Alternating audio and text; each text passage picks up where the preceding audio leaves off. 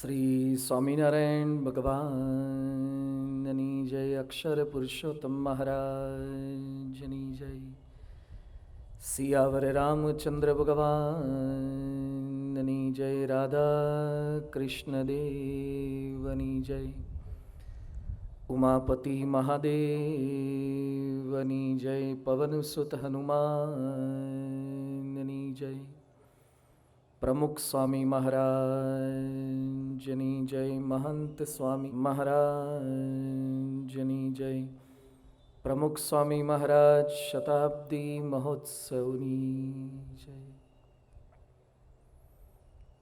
સમગ્ર વિશ્વમાં સુખ, શાંતિને સમૃદ્ધિ વૃદ્ધિ પામે તેના માટે પોતાની સમગ્ર આવરદા 95 વર્ષનું જીવન લોકાર્પણ કરી દેનાર, કૃષ્ણાર્પણ કરી દેનાર પરમ પવિત્ર સંત, પરમ હિતકારી સંત, પરમ પૂજ્ય પ્રમુખ સ્વામી મહારાજના શતાબ્દી મહોત્સવ ઉપક્રમે પ્રગટ ગુરુહરિ પરમ પૂજ્ય મહંત સ્વામી મહારાજના શુભ આશીર્વાદથી પંચદિનાત્મક માનવ ઉત્કર્ષ મહોત્સવનું આયોજન કરવામાં આવ્યું છે. 3 દિવસ દરમિયાન માનવ જો ધારે તો વારસ સાથે વિમર્શ અને મિલે સુર મેરા તુમારા, આ વિષય પર સુંદર વાતોચીતો આપણે સાંભળ્યા. ગઈકાલે વાત કરી હતી કે પરિવારના સભ્યો સાથે સંવાદિતા થવી જોઈએ. સિદ્ધિઓની ઊંચાઈ કરતા સંબંધોની ઊંડાઈ એ વધારે અગત્યની હોય છે. લોકપ્રિય થવું સહેલું છે, પરંતુ પરિવાર પ્રિય થવું એના કરતાં પણ અઘરું છે. ગાંધીજીને પ્રેરણા આપનાર ટોલ્સ્ટોય પણ પોતાના જીવનની અંદર આ પારિવારિક નિષ્ફળતાની અનુભૂતિ કરી શક્યા હતા. બિલ ગેટ્સ 25 કે 30 વર્ષ પહેલા લગ્ન કર્યો ત્યારે લનાઈ ટાપુ પર લગ્ન કર્યા હતા. આખો ટાપુ હાયર કર્યો હતો. હેલિકોપ્ટર પર તમામ સગાવાલાને લઈ ગયા હતા. મીડિયાના એક પણ માણસને પ્રવેશ નહોતો આપવામાં આવ્યો કે લગ્નનો એક પણ ફોટોગ્રાફ રિલીઝ ન થવો જોઈએ. 25 કે 30 વર્ષ પહેલા લગ્નને ખાનગી રાખી શક્યા હતા, પરંતુ 30 વર્ષ પછી છૂટાછેડાને છુપાવી ન શક્યા. આખી દુનિયાને વિન્ડોઝની ભેટ આપનાર વ્યક્તિ પણ પોતાના પારિવારિક વિન્ડોઝમાં ફેલ ગયા છે, સોફ્ટવેરમાં નિષ્ફળ ગયા છે. દુનિયા તમને ગમે તેવા પારિતોષિક આપે, પણ જ્યાં સુધી પરિવારના સભ્યો ન ચાહે ત્યાં સુધીની લોક ચાહના હોવા છતાં પણ ખાલીપાની અનુભૂતિ થાય છે. આમ કહેવાય છે કે ધરતીનો છેડો એટલે ઘર.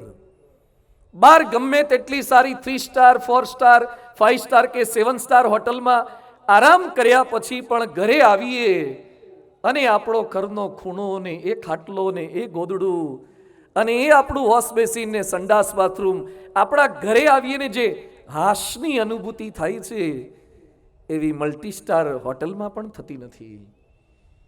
એક ભાઈના ઘર આગળથી અમે સંતો પસાર થતા હતા. ઘર પર લખ્યું હતું હાશ, હાશ લખ્યું હતું. એટલે મેં એમનો સંપર્ક કર્યો. બધું ઘર પર તો માતા કે મહાદેવનું નામ હોય, દીકરા કે દીકરીનું નામ હોય, ઘર પર હાશ કેમ લખ્યું? મન કે સ્વામી આગા પાછા ઉછી ના કર્યા ત્યારે માંડ માંડ પૂરું થયું, એટલે હાશ લખ્યું. બધું હવે હાશ થઈ. મન કે ના, નવી સમસ્યા શરૂ થઈ છે. Life is the pendulum between the tears and smile. જીવન એક લોલક છે. એ ક્યારેક સુખ તરફ જશે, ક્યારેક દુઃખ તરફ જશે. શાશ્વત સુખી રહેવું એ અતિશય કઠિન છે. સાધનો તમને સગવડ આપે અને સાધના તમને સુખ આપે. આ 5 દિવસ દરમિયાન સાધનોને બાજુ પર મૂકી અને સાધનાના પંથે પ્રયાણ કરવાનો એક નમ્ર પ્રયાસ આપણે કરી રહ્યા છીએ.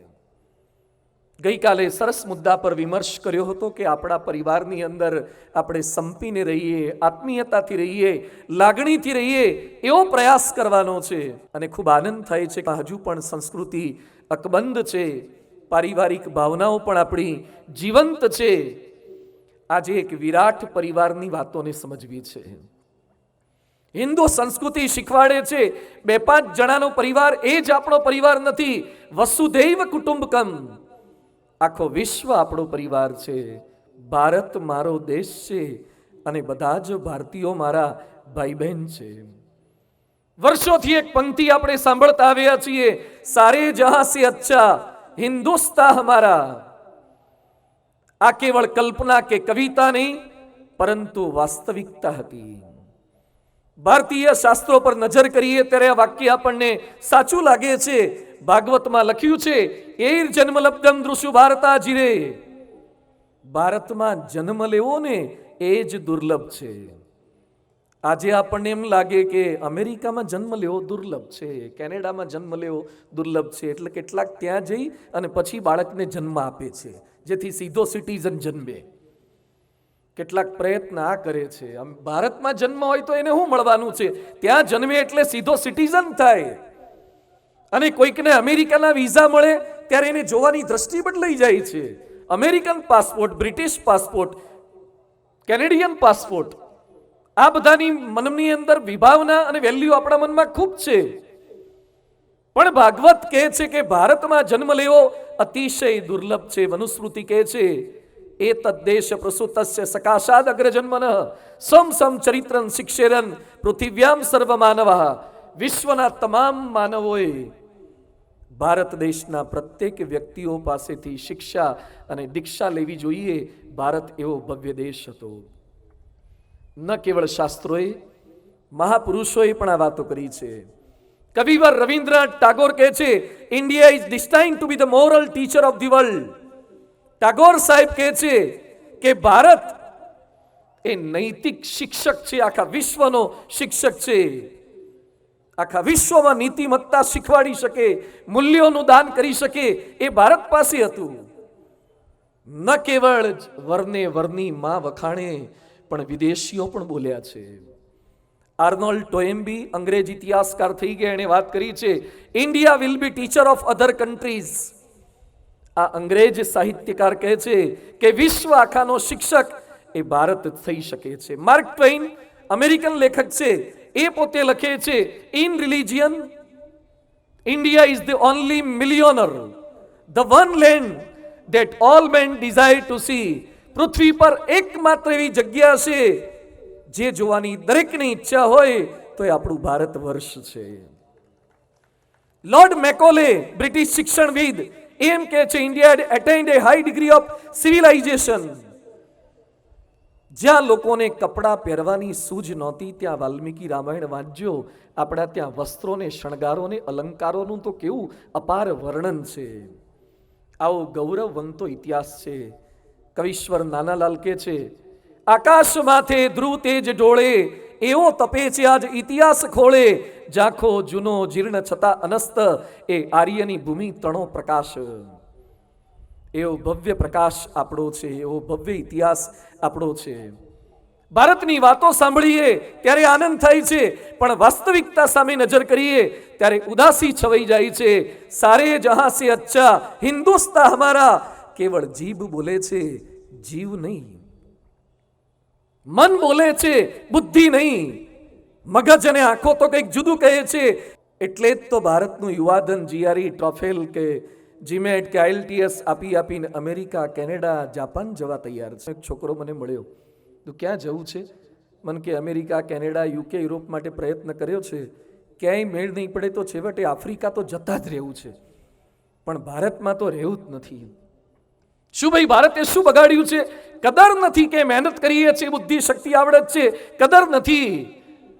હમ તો અમેરિકા ચલે તો હિન્દુસ્તાન कैसे चले? हम तो कनाडा चले, हम तो यूरोप चले, तो हिंदुस्तान कैसे चले? વાતો કરવાથી હિન્દુસ્તાન શ્રેષ્ઠ થશે કે ટીકા કરવાથી થશે?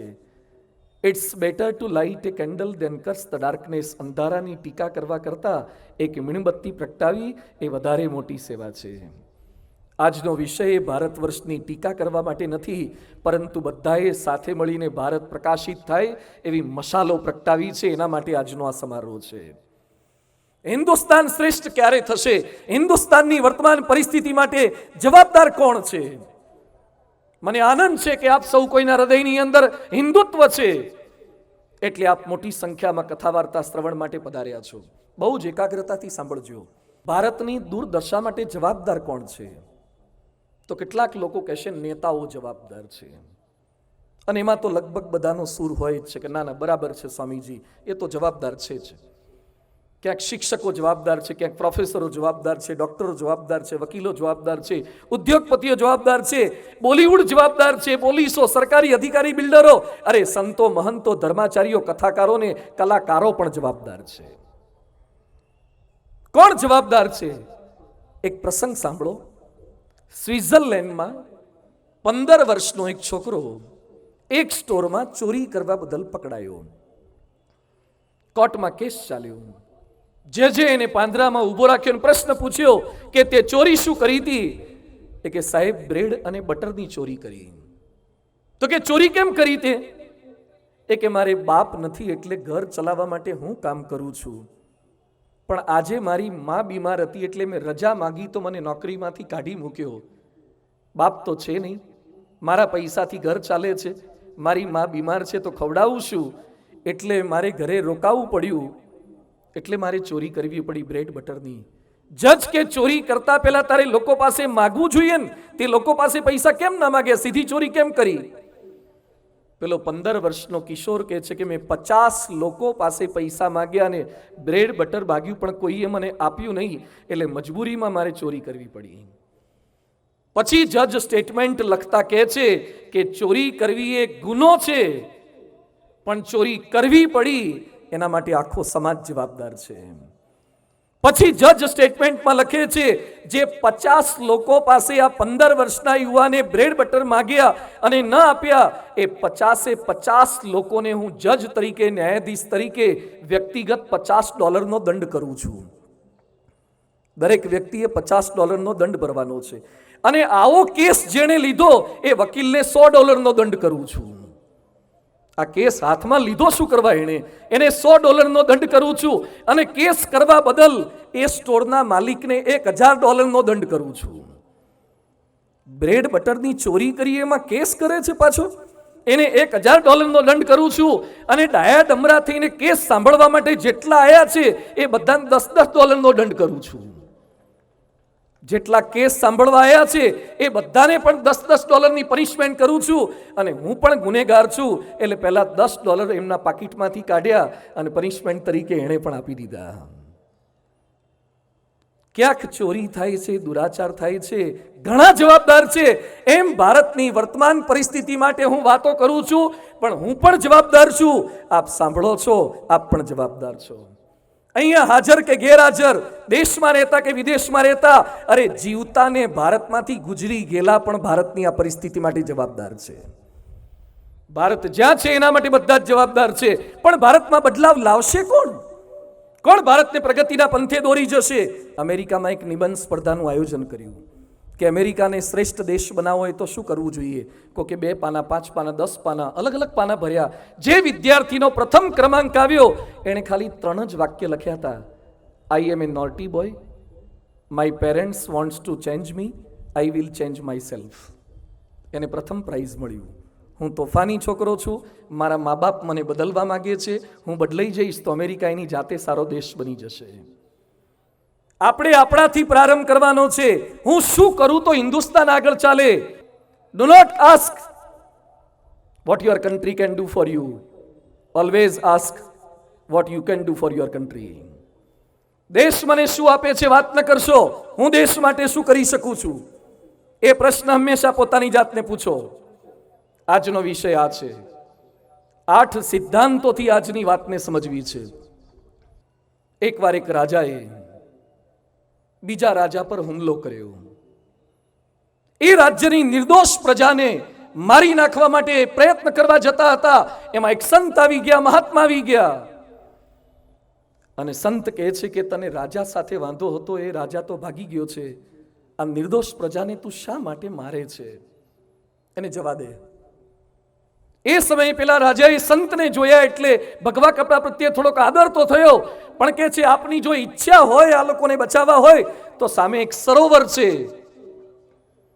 એ સરોવરમાં તમે ડૂબકી મારો અને જેટલો સમય તમે પાણીમાં રહેશો એમાં જેટલા માણસો મારા કારાવાસમાંથી નીકળી શકે એટલા ભલે નીકળી જાય. સંત કહે છે મને મંજૂર છે.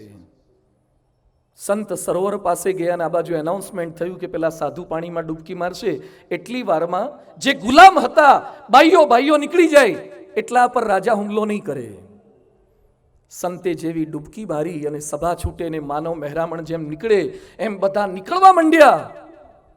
5 મિનિટ, અડધી minute, minute, 2 minute, 3 minute, 4 minute, 5 minute, 15 minute, અડધો કલાક, કલાક, જે બંદી હતા બધા જ નીકળી ગયા, પણ સંત ન નીકળ્યા. સંતનું શબ નીકળ્યું, ડેડ બોડી નીકળ્યું. સંત મરેલા નીકળ્યા. એણે સંકલ્પ કર્યો કે મારા એકના ડૂબવાથી જો હજારો નિર્દોષ લોકો બચી જતા હોય તો મારે મરી જવું, ડૂબી જવું સાર્થક છે. એમ પ્રમુખ સ્વામી મહારાજના BAPSના સંતોએ અમે સંકલ્પ કર્યો છે. પેલા પાણીમાં પોતાના દેહને ડૂબાડી દેતા હતા. અમે જન્મથી અમારા નામ હતા એને ડૂબાડી દીધા છે. અમારા નામ ભૂલી ગયા. જો રાષ્ટ્રની પ્રજા સુખી થતી હોય તો અમે અમારું અસ્તિત્વ ઓગાળવા માટે તૈયાર છીએ. સંતનું કાર્ય છે. સંત પોતાની પેઢી તારવા માટે સંત નથી બનતા, એ સમાજને તારવા માટે સંત બને છે. પ્રમુખ સ્વામીજીએ સંત સમાજ તૈયાર કર્યો છે. એટલે ભારત વર્ષના વિકાસની, ભારત વર્ષના ઉત્કર્ષની સારે જહાં સે અચ્છા હિન્દુસ્તાન હમારા, હમ ચલે તો હિન્દુસ્તાન ચલે, એની વાતો એટલે આજે કરવી છે. 8 સિદ્ધાંતો છે: પ્રવીણતા, પ્રામાણિકતા, પવિત્રતા, પ્રતિબદ્ધતા, અસ્મિતા, એકતા, પરોપકારિતા અને પરમાર્થતા. બહુ ધ્યાનથી સાંભળજો. આ ભારત વર્ષના એક જાગૃત નાગરિક છો. એક ટાવર, એક નિર્જીવ ટાવર જ્યાં ઊભો હોય તો પણ આજુબાજુ કેટલાયના નેટવર્ક એક્ટિવ કરી દે છે. તો તમે તો ભારત માતાના જીવતા ટાવર છો, સપૂત છો. તમે જ્યાં ઊભા હોય ત્યાં ભારતીયતાનું નેટવર્ક પકડાવા લાગવું જોઈએ. ભારતની અસ્મિતા જાગૃત થઈ જવી જોઈએ, રાષ્ટ્રીયતા જાગૃત થઈ જવી જોઈએ. એમાં પ્રથમ મુદ્દો છે પ્રવીણતા, વર્ક વિથ પરફેક્શન. ગમતા મોબાઈલ પણ આપણા વિદેશના હશે, ગમતી ગાડીઓ આપણી પરદેશની હશે, ગમતી વાનગીઓ. છોકરાને પૂછે શું ભાવે? Pizza, sandwich, enchilada, lasagna, frankie. હવે બધાની ચોઈસ લગભગ થોડીક વિદેશની વધતી જાય છે. કેમ આપણે બીજા દેશ જેવું ન કરી શકીએ? કેમ ચાઇના જેવી પ્રોડક્ટ આપણે ન બનાવી શકીએ? અમેરિકા જેવી ક્વોલિટી આપણે ન બનાવી શકીએ? આપણું બધું દેશી સ્ટાઇલનું જ હોય, પરફેક્શન બિલકુલ ન હોય. આપણી બુદ્ધિનો ઉપયોગ કરી વિશ્વને સારી વસ્તુ કે વ્યવસ્થા કેમ ના આપી શકીએ? આજનો પ્રથમ મુદ્દો આ છે. દેશને મહાન બનાવવાના સપના છે, સમય નથી, સર્ટિફિકેટો છે, સ્કિલ નથી, સૂચનો છે, શરૂઆત નથી, વિચારો છે, વર્તન નથી, આદેશો છે, પણ કોઈ આયોજન નથી. સૂચનો બહુ છે, શરૂઆત કશી જ નથી. ભારતની એક નબળી માનસિકતા છે. ચાલે, ચાલશે, આવું જ હોય, આમ જ હોય, બેસને હવે ચપ્પલ આમ જ કઢાય, ગાડી આમ જ પાર્ક કરાય. આ ભારતની નબળામાં નબળી માનસિકતા છે. કોઈ બાબતમાં પરફેક્શન સાથે જીવવું જ નહીં. MBA વિથ માર્કેટિંગ કર્યું હોય અને સામાન્ય વસ્તુ વેચી ના શકેલા, ત્યાં માર્કેટિંગમાં કર્યું શું? ઇલેક્ટ્રિકલ એન્જિનિયર થયેલો એને પૂછીએ કે સિંગલ ફેઝ ને 3 ફેઝમાં ફરક શું? એ કે સિંગલ ફેઝમાં 1 વાયર હોય, 3 ફેઝમાં 3 હોય. અલા તું ઇલેક્ટ્રિકલ એન્જિનિયર થયો, 3 ફેઝ ને સમજ તો ખરો. 3 ડિસેમ્બર 1984માં ભોપાલમાં ગેસ દુર્ઘટના થઈ હતી. યુનિયન કાર્બાઇડ કંપનીમાં હિલિયમ વાયુ જંતુનાશક દવા, ઝેરી રાસાયણની ટાંકીમાં દબાણ વધ્યું, પાણીનો પ્રવેશ થયો, ગેસ પેદા થયો. 1 વાગે ટાંકીમાં 200 ડિગ્રી તાપમાન થઈ ગયું, વાલ ફાટ્યો, શિયાળો હતો, ધુમ્મસ થયું, ગેસ ફેલાયો, ઉલટી થવા લાગી, ઉગળામણ થવા લાગી. 2-3 હજાર મરવાના હતા, એના બદલે ગાય, ભેંસ, કૂતરા 30,000 માણસો લગભગ મર્યા. કારણ શું? 2 વર્ષ પહેલાથી સલામતીની જાળવણીમાં 61 વાંધા હતા, 61 વાંધા, અને 30 સમસ્યા તો ગંભીર હતી, પણ ચાલે. હવે સુરતમાં એક ક્લાસીસમાં આગ લાગી અને વિદ્યાર્થીઓને સળગી ગયા. ઉપરથી કેટલાક જીવતા પડ્યા, કેટલાક બચ્યા અને કેટલાક ઉપરથી પડીને મર્યા. આપણે કોઈ સંચાલકોનો કે ક્લાસીસના માલિકનો દોષ નથી કાઢવો, પણ આખા ભારતની આ માનસિકતા છે. ચાલે, હવે સિક્યુરિટી સિસ્ટમ ન હોય તો એ ચાલે, સલામતીના પ્રિકોશન ન હોય તો પણ ચાલે. એટલે જ વિશ્વના માર્કેટમાં ભારત એટલું ટકી શકતું નથી. પ્રથમ નંબર એટલે પ્રાપ્ત નથી કરી શકતું. મારી પ્રત્યેક પ્રોડક્ટ શ્રેષ્ઠ હોવી જ જોઈએ. Why not the best? હું સારું કેમ ના આપી શકું? ભારતના લોકો પાસે અપાર બુદ્ધિ છે, ક્ષમતા છે. માઇક્રોસોફ્ટના સીઈઓ સત્ય નાદેલા આપણા છે, ગ્લોબલ ફાઉન્ડ્રીના સંજય ઝા આપણા છે, સિસ્કોના પંકજ પટેલ આપણા છે, પદ્મશ્રી વેરિયરબાઈ સિસ્કોમાં છે પણ આપણી છે, સેનડિસ્કના માલિક સંજય મલ્હોત્રા આપણા છે, ગૂગલના વાઇસ પ્રેસિડેન્ટ નિકેશ અરોરા અને સિનિયર વાઇસ પ્રેસિડેન્ટ સુંદર પિચાઈ આપણા છે, નોકિયો સોલ્યુશનના રાજીવ સુરી આપણા છે, ઇન્ટેલના વાઇસ પ્રેસિડેન્ટ અરવિંદ સોંઢાની આપણા છે. દુનિયાના દેશ વિદેશની અંદર સારી સારી પોસ્ટ ઉપર ભારતીય લોકો પહોંચ્યા છે. શું ભારતમાં બુદ્ધિ નથી? ભારતમાં શક્તિ નથી? નાસામાં શ્રેષ્ઠ પોસ્ટ ઉપર ભારતના માણસો, અમેરિકાના શ્રેષ્ઠ ડોક્ટરો ભારતના ડોક્ટરો. બુદ્ધિ, શક્તિ, આવડત ભારત પાસે ગજબનું છે. પોખરણના અણુ ધડાકા થયા હતા વાજપેયીજીના વખતમાં, અને ત્યાર પછી ભારત દેશે અમેરિકા પાસે મોસમની જાણકારી, વેધર ફોરકાસ્ટની જાણકારી મળે એવું XMP સુપર કોમ્પ્યુટર માગ્યું. અમેરિકાએ ના પાડી દીધી કે અમે ભારત તો પ્રતિસ્પર્ધી દેશ છે એટલે એને સુપર કોમ્પ્યુટર નહીં આપીએ. આપણે ભિખારી જેવા થઈ ગયા? ના, મહેનત કરી, ફરતી જજુમ્યા. 4 વર્ષમાં ભારતના એન્જિનિયરોએ, સાયન્ટિસ્ટોએ ભેગા થઈ અને પરમ સુપર કોમ્પ્યુટર બનાવ્યું. 1 સેકન્ડમાં 10 ખર્વની ગણતરી કરે. અમેરિકા કરતાં પણ સારું, અમેરિકા કરતાં અડધી કિંમતે અને અમેરિકા કરતાં અડધા સમયમાં બનાવ્યું. ભારત પાસે ક્ષમતા છે જ, ભારત પાસે બુદ્ધિ છે જ. આપણું જે રોકેટ લોન્ચિંગ પેડ છે હરિકોટા, વિશ્વના 80 દેશો તો આપણા લોન્ચિંગ પેડનો ઉપયોગ કરે છે. કેમ ન થઈ શકે? જે ભણીએ સારું ભણીએ, ભણાવીએ સારું ભણાવીએ. Why not the best? જે કંઈ કામ કરો, તમે શિક્ષક છો સારું ભણો ભણાવો, વિદ્યાર્થી છો સારું ભણો, ડોક્ટર છો સારી પ્રેક્ટિસ કરો, ઇન્ડસ્ટ્રીયાલિસ્ટ છો સારી પ્રોડક્ટ આપો. કોઈ બાબતે લેશ માત્ર કરકસર કરશો નહીં. વિશ્વના કેટલાક દેશો ચીપ આપવાની બંધ કરી દે ને તો આપણા મોબાઈલ બંધ થઈ જાય ને સોલાર સિસ્ટમ બંધ થઈ જાય. હજી કેટલીક વસ્તુ તો આપણે બનાવી નથી શકતા, કોસ્ટિંગમાં બેસતી નથી. એટલે કરી જ શકીએ જો ભારત ધારે તો. પરફેક્શન સાથે મુંબઈના એક પોલીસ કર્મી, સારા અધિકારી, જાપાન ગયા, રિસ્ટ વોચ ખરીદી અને પછી એમણે પ્રશ્ન કર્યો કે આ રિસ્ટ વોચની, કાંડા ઘડિયાળની કોઈ ગેરંટી ખરી? એટલે જાપાની સેલ્સમેન શું બોલ્યો કે સર, જાપાનમાં બનેલી કોઈ પણ ચીજ માટે અમારો આખો જાપાન દેશ ગેરંટી આપે છે, લઈ જાઓ જાઓ. જાપાનમાં બનેલી કોઈ પણ ચીજ માટે આખો દેશ ગેરંટી આપે છે. કેવું પરફેક્શન કહેવાય! જે કરીએ પરફેક્શન સાથે કરીએ. આજે BAPS સંસ્થાને તમે જે જુઓ છો ને, ગાંધીનગર અક્ષરધામ, દિલ્હી અક્ષરધામ, આજે આ ઉત્સવની પણ વ્યવસ્થા આપ જુઓ છો. ખાલી કથા નથી, ખાલી પારાયણ નથી, પણ જે રીતે સંતો, કાર્યકર્તાઓ મહેનત કરી રહ્યા છે, પરફેક્શન. કારણ કે પરમ પૂજ્ય પ્રમુખ સ્વામી મહારાજનો એક આગવો ગુણ હતો, પરફેક્શન. માનનીય પ્રધાનમંત્રી નરેન્દ્રભાઈ મોદી એકવાર બોલ્યા હતા કે પ્રમુખ સ્વામી મંદિરમાં એક ઈંટ મૂકતા હોય તો પણ એ રીતે મૂકે કે જાણે ભગવાનના માથા ઉપર મુગટ ન મૂકતા હોય. એ ઈંટ મૂકે તો પણ મુગટ મૂકતા હોય એ રીતે મૂકે છે. ગાંધીનગર અક્ષરધામ, દિલ્હી અક્ષરધામ. ગાંધીનગર અક્ષરધામનું કામ ચાલુ હતું અને સ્વામીજી ત્યાં પધાર્યા. દિલ્હી અક્ષરધામના કામ પહેલા પધાર્યા, સંડાસ બાથરૂમના બ્લોકમાં ગયા પ્રમુખ સ્વામીજી મહારાજ. સંતો કે સ્વામી મંદિરમાં જવાનું, સ્વામી કે ચેક કરી લઈએ. ત્યાં ચેક કરવા ગયા, ચપ્પલ કાઢ્યા પછી ફ્લોરિંગ પર પોતાના પગ નીચે મૂક્યા. સંતો કે શું ચેક કરો છો? સ્વામી કે રોજ વાઇપર મારવું પડશે, સાફ કરવું પડશે. ઘણીવાર ગટરનું ઢાંકણું આમ હોય ને ઢાળ સામે બાજુ હોય, એટલે વાઇપરથી ખેંચીને ઢાંકણા બાજુ લઈ જવું પડે. સંતો બોલ્યા કે સ્વામીજી, લોકો અક્ષરધામ જોવા આવશે, કોઈ સંડાસ બાથરૂમ જોવા નહીં.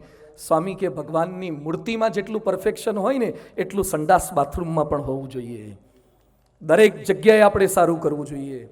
લેશ માત્ર કસર ન છોડે. 6 ચોપડી ભણેલા હતા પણ પોતાના તમામ સંતોને એવી તાલીમ આપી, તમામ કાર્યકર્તાઓને એવી તાલીમ આપી. R.K. લક્ષ્મણ, ભારતના વિખ્યાત કાર્ટુનિસ્ટ, કોઈને બાકી છોડતા નહીં. હા, વડાપ્રધાનને પણ રોડ આવે એની પણ પટ્ટી પાડે, એની પણ ટીકા કરે, એવા R.K. લક્ષ્મણ. અને ભારતના બુદ્ધિશાળી માણસો રોજ એનું કાર્ટૂન જોવે જ. હુ સેડ ઇટ, વાંચે જ એની કોમેન્ટ. જેમ અમૂલની એડવર્ટાઇઝમેન્ટ બુદ્ધિગમ્ય હોય છે, એમ આનું પણ બુદ્ધિગમ્ય હોય R.K. લક્ષ્મણનું. એ R.K. લક્ષ્મણને કલામ સાહેબ એના મિત્ર એટલે કલામ સાહેબ એક અક્ષરધામ જોવા માટે આવો. આ તો નાસ્તિક જેવો માણસ, બિલકુલ માને નહીં. કલામ સાહેબે આગ્રહ કર્યો. કલામ સાહેબનો દિલ્હી અક્ષરધામમાં સંતો પર ફોન આવી ગયો કે આર કે લક્ષ્મણ ડિસેબલ છે, ખાલી એનું મગજ જ ચાલે છે અને વ્હીલચેરમાં બેસાડીને આખું અક્ષરધામ બતાવવાનું છે. સંતો કીધું વ્યવસ્થા થઈ જશે. આર કે લક્ષ્મણ વ્હીલચેરમાં હતા, એના પત્ની બાજુમાં સાથે ચાલતા હતા. આર કે લક્ષ્મણે આખું અક્ષરધામ જોયું, 2-2.5 કલાક રોકાયા. પ્રમુખ સ્વામીજી પણ ત્યાં બિરાજમાન હતા.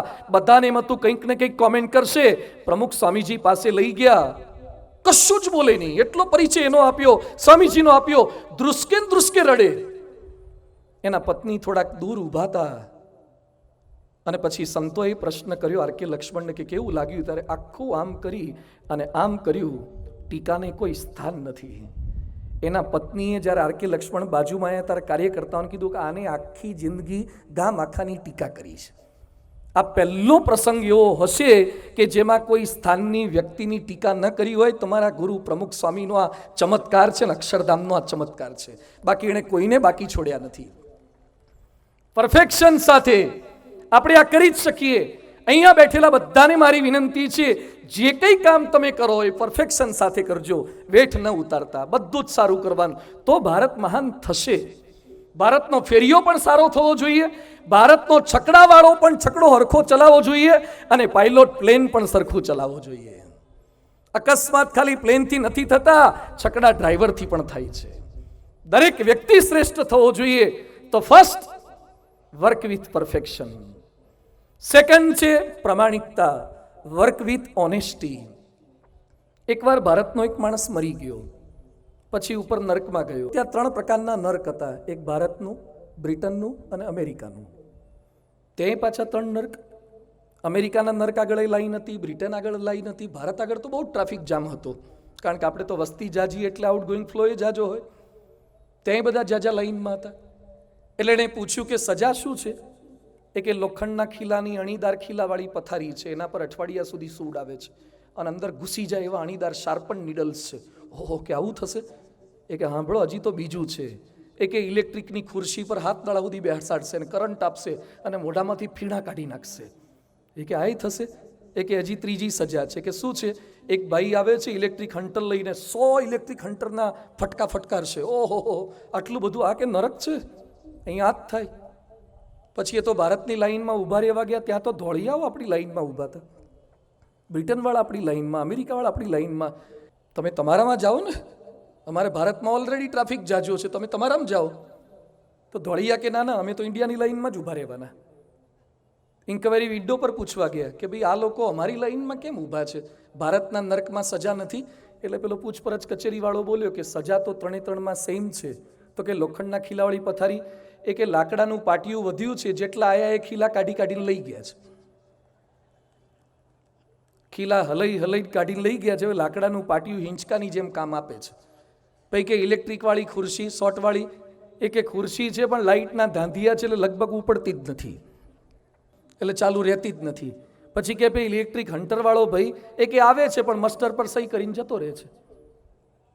ભારતમાં નીચે જે પરિસ્થિતિ હોય ને, એ નર્કમાં ઉપર એ પરિસ્થિતિ થાય છે.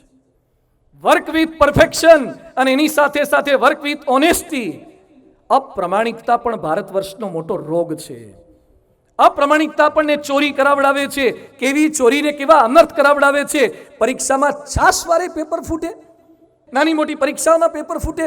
અરે વિદ્યાર્થીઓ 6 મહિનાને વર્ષથી તૈયારી કરી રાખી હોય, એ બિચારાની દશા શું થાય? પરીક્ષાના પેપર પ્રત્યે વફાદાર ન રહી શકે, ચોરી કરે, કરાવડાવે. પૈસો શું કરાવડાવે છે? ગુજરાતનો એક છોકરો, ગુજરાતનું માથું નીચું થઈ જાય એવી ઘટના થોડાક મહિના પહેલા બની છે. ભારતીય આર્મીમાં, સૈન્યમાં, ફિરોજપુર કેન્ટમાં આઈટી સેલમાં ફરજ બજાવતો હતો. હમણાં એ પકડાયો. ભારતની ખાનગી માહિતી ISISને આપતો હતો, પાકિસ્તાનને. પૈસા મળતા હતા એટલે. ભારતનો સૈન્યનો જવાન. અને આપણા આઈટી સેલે એને પકડી પાડ્યો, અત્યારે અંદર કરી દીધો છે. જે સમયે ગુજરાતનો છોકરો આઈટી સેલમાં આર્મીમાં ગયો હશે, ગુજરાતે કે એના મા બાપે, સમાજે, ગામે ગૌરવ અનુભવ્યું હશે. ખાલી છોકરાઓને આઈટી ટેકનોક્રેટ ન બનાવો, એને પ્રમાણિક બનાવો. તો હમ ચલે તો હિન્દુસ્તાન ચલે. ખોટી સારવાર કે બિનજરૂરી ઓપરેશન કરાવડાવે છે. ભોપાલમાં 1500 કરોડનું બોગસ દવાનું કારખાનું પકડાયું. ચોકનો ભૂકો, કાથો ને ચૂનો કેપ્સ્યુલોમાં ફિટ કરતા હતા. 1500 કરોડનું બોગસ દવાનું કૌભાંડ. બોમ્બેમાં એક નાટક ભજવાયું. નાટકનું નામ હતું શું ડોક્ટર તમે પણ? બીજા તો ગેરકાયદેસર ખોટા ધંધા કરે, તમે પણ કરો. અમદાવાદના એક ડોક્ટર, હું નામ નથી બોલવા માગતો, વાડજમાં એની પ્રેક્ટિસ MBBS, એના ત્યાં જેટલા પેશન્ટ આવે એને કપડાં ચેક કરવાના બાને કઢાવે, એને કેમેરા ગોઠવ્યા હતા અને નગ્ન અને અશ્લીલ ફોટા પાડી અને પોર્નોગ્રાફિક વેબસાઇટને વેચતો તો એ પકડાઈ ગયો ને અત્યારે સાબરમતીની જેલમાં છે. એને MBBS થવાનો શું અધિકાર છે? MBBS થયા પછી પોર્નોગ્રાફિક વેબસાઇટને પૈસા મળે એટલે લોકોના ખરાબ ફોટોગ્રાફ ત્યાં વેચવાના? માણસ મરી ગયો હોય તો પણ મળદા ઉપર વેન્ટિલેટર ચલાવવાનું? ડોક્ટરો અને હોસ્પિટલના સંચાલકો માલિકોને મારી વિનંતી છે, તમે સારવાર સારી કરો છો પણ મળદા ઉપર પૈસા ના લેતા ક્યારેય ના લેતા. સગાવાલાની ઈચ્છા હોય તો પ્રયત્ન ચોક્કસ કરજો, પણ તમને ખબર છે કે બિચારો 2-5 દિવસ ICUમાં રાખશે અને આખી 2 પેઢી સુધી નીચો વહી જશે. કોઈ પૈસા નથી ને પેલો જીવવાનો પણ નથી, તો ખોટું માર્ગદર્શન એને ના આપતા. આ પણ મોટી સમાજ સેવા છે. અપ્રામાણિકતા ખોટું કરાવડાવે છે. એક છોકરો ધોરણ 10માં 5મો નંબર, ધોરણ 12માં બોર્ડમાં 7મો નંબર, CA થયો, અત્યારે અમદાવાદની સાબરમતી જેલમાં છે. 10માં બોર્ડમાં નંબર, 12માં બોર્ડમાં નંબર, CA થયો, ક્રિકેટના સટ્ટામાં પકડાયો. ખાલી બોર્ડના નંબર કામ નહીં લાગે, પ્રમાણિકતા શીખવાડવાની છે. અપ્રામાણિકતા અભ્યાસમાં થાય છે, અપ્રામાણિકતા પૈસા માટે બિઝનેસમાં થાય છે. ખોટા ખર્ચા, ખોટા બાંધકામ ને નબળા બાંધકામ કેવા થાય છે? સારંગપુરમાં મેં સંતો હતા ને ત્યારે બાજુના એક ગામમાંથી ફોન આવ્યો કે સ્વામીજી ગામમાં એક ટાંકી બનાવી છે તો ઉદ્ઘાટન માટે તમારે આવવાનું છે. એ દિવસે સવારે અમે નીકળવા જતા હતા ત્યાં સામેથી ગામમાંથી મુખિયાનો ફોન આવ્યો કે ના આવતા. એટલે સંતોએ કીધું કેમ ના આવતા? મુહૂર્ત બદલ્યું છે? ના, કે બંધ રાખ્યું છે. કેમ બંધ રાખ્યું? એ કે ઉદ્ઘાટન પહેલા ટાંકી હેઠી પડી ગઈ. ઉદ્ઘાટન પહેલા ટાંકી હેઠી પડી ગઈ. ઉદ્ઘાટન પહેલા કેટલાક પુલ હેઠા પડી જાય છે, પાટિયા હેઠા આવી જાય છે. બાંધકામમાં ખબર નથી પડતી, બધાને ખબર પડે છે. કેમ આટલા બધા ગાબડા રોડ પર પડી જાય છે? નર્યો ભ્રષ્ટાચાર છે, એટલે આ પરિસ્થિતિ ઊભી થાય છે. કેમ દેશ સાથે છેડા કેમ તમે કરી રહ્યા છો? એક સારો રોડ તમે ના આપી શકો, જે વર્ષ ચાલી શકે એવો રોડ તમે ના આપી શકો તો સિવિલ એન્જિનિયર શું કામના? સરકારી યોજનાઓની અંદર કેવા પ્રયત્ન કરી રહ્યા છે. એક ચાના કપનો ભાવ પૂછજો, ટેન્ડરમાં મંજૂર થયો હોય, રોડ પર કેટલામાં વેચાય છે અને પછી બજેટ મંજૂર થાય છે, એમાં ચાનો કપ કેટલાનો લીધો હોય છે. સોફાના ભાવ જુદા, ખુરશીના ભાવ જુદા. અરે યાદ રાખજો, જોવે છે બધા જુએ છે. હમણાં એક IAS અધિકારીના ઘરમાંથી નોટોના થપ્પા પકડાયા. તમે ફોટા જોયા હશે. IAS અધિકારીના ઘરમાંથી નોટોના થપ્પા પકડાયા. IAS ના પગાર ઓછા હોય છે? નથી બરછી, નથી બંદૂક, કોણ કયા લૂંટ છે? નિજ પગારમાં તો પોષક તત્વો કેરી ખોટ છે, એટલે પારકે ભાણે પુષ્ટ થવા સૌ કોઈની દોટ છે. પોતાના પગારમાં પોષક તત્વોની ખોટ લાગે છે. 200 કરોડ તમારા ઘરમાંથી મળે, કઈ પેઢી માટે તમે ભેગા કરી રહ્યા છો? યાદ રાખજો, ચીટી કે પાવ में झांझर बजता है वो भी मेरो साहिब सुनता है. બધું જ ખબર છે ભગવાનને. એટલે બધાએ દેશદ્રોહનું કોઈ જ કામ ન કરવું, પ્રમાણિક થવું, અને નથી થતું એટલે જ તો પરિસ્થિતિ કેવી સર્જાય છે. એક સોફ્ટવેર એન્જિનિયર રોડ ઉપર ઊભો હતો ને એક બળદગાડું જતું હતું. બળદગાડું ચાલતું હતું ને માલિક સૂતો હતો. બળદ એની મેળે ચાલતો હતો એટલે એને બળદગાડું ઊભું રાખ્યું અને માલિકને જગાડ્યો અને કીધું કે બળદગાડું ચાલે જ છે, બળદ ચાલે જ છે, એવી તમને ખબર કેમ પડે? તમે સૂઈ ગયો અને બળદ પાછો ઊભો રહી જાય તો બળદગાડો વાળો શું બોલ્યો કે બળદના ગળામાં મેં ઘંટડી બાંધી છે, એટલે ચાલે એટલે ઘંટડી ખખડે, એટલે મને ખબર પડે કે ગાડું અત્યારે ચાલે છે. અને ઘંટડી બંધ થઈ જાય તો હું નિર્ણય કરી લઉં બળદ ઊભો રહી ગયો છે, એટલે પાછો હું જાગીને એને ચલાવવા લાગુ. એટલે સોફ્ટવેર એન્જિનિયર શું બોલ્યો કે બળદ ચાલે નહીં પણ ઊભો ઊભો આમ કરે તો, ઘંટડી ખખડાવે તો, તમને ઉલ્લુ બનાવે તો. તે વખતે બળદગાડાવાળો શું બોલ્યો કે મારો બળદ એવું ના કરે, કારણ કે એને વર્ક ફ્રોમ હોમ કર્યું જ નથી. વર્ક ફ્રોમ હોમ કર્યું હોય ને જેણે, એને આ બધી ફાવટ આવી ગઈ છે કે કામ ન કર્યું હોય તો એ બતાવવાનું કે બેઠા બેઠા ઘંટડીઓ ઝલાવવાની, ટાઈમ પાસ કરવાના. નોકરીમાં અપ્રમાણિક ના થાઓ, સરકારી નોકરીમાં કે કોઈ પણ પ્રાઇવેટ નોકરીમાં અપ્રમાણિક ના થાઓ. ભારતનું નિર્માણ પ્રમાણિક પુરુષોએ કર્યું છે. લોકમાન્ય તિલક ખાલી 1 મિનિટ મોડા પડ્યા ગાંધીજી સાથે, ગોધરામાં કે મીટિંગ હતી ત્યારે, અને એ વખતે મહાત્મા ગાંધીજી બોલ્યા હતા, તિલક, ભારતને 1 મિનિટ મોડી આઝાદી મળશે તેના માટે તમે જવાબદાર ઠરશો. 1 મિનિટ પણ ચલાવી ન લે. કર્મઠતા. ડોક્ટર સીવી રામન, નોબેલ પારિતોષિક વિજેતા, 1954માં ભારત રત્ન મળવાનું હતું સીવી રામનને. રાષ્ટ્રપતિ ડોક્ટર રાજેન્દ્ર પ્રસાદે પત્ર લખ્યો કે દિલ્હી જ્યારે ભારત રત્નનો સ્વીકાર કરવા માટે આવો ત્યારે રાષ્ટ્રપતિ ભવનમાં મારી સાથે ઉતરજો. એક તો ભારત રત્ન પણ મોટું સન્માન, અને રાષ્ટ્રપતિ ભવનમાં ઉતારો મળે તો એના કરતાં મોટું સન્માન કહેવાય. 26મી જાન્યુઆરીએ ભારત રત્નનો ખિતાબ મળવાનો હતો.